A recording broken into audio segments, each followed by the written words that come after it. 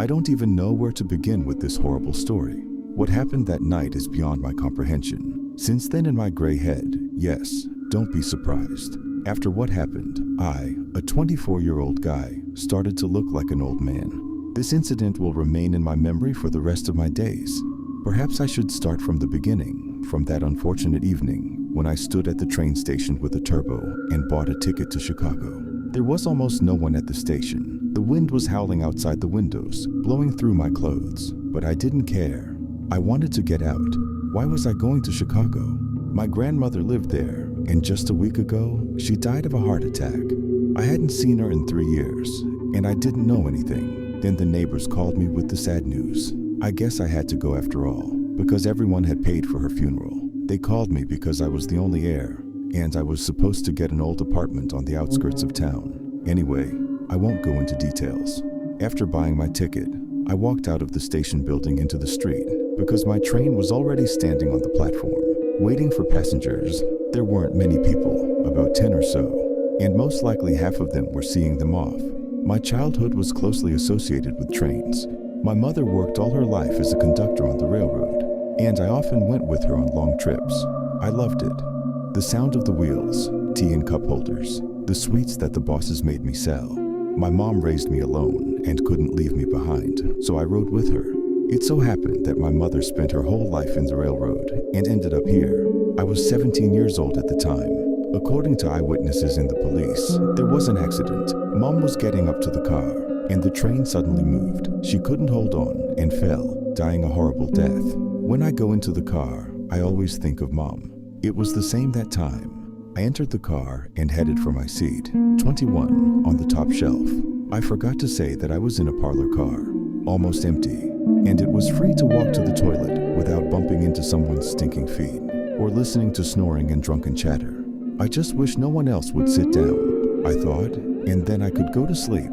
I had a coffee at the train station, and sitting down at the table, looked out the window at the passing dark silhouettes of trees. The sound of the wheels was like music to me, and I didn't even want to take out my headphones. As the train moved away from my town, communication and internet also went away, and I found no better thing to do than stare out the window. After about 20 minutes, a young conductor came up to me, brought me bedding and offered me tea. Of course I didn't refuse. While she was making me tea, I lit a cigarette and went to the vestibule. On the way, I noticed that there were 5 other people in the carriage, 2 grandmothers, 1 young guy, and a couple of apparently a husband and wife of dense build. The guy was already dozing off. The grandmothers were looking out the windows, and the couple was laying out the food. The smell was strong, and I went out into the vestibule to have a smoke.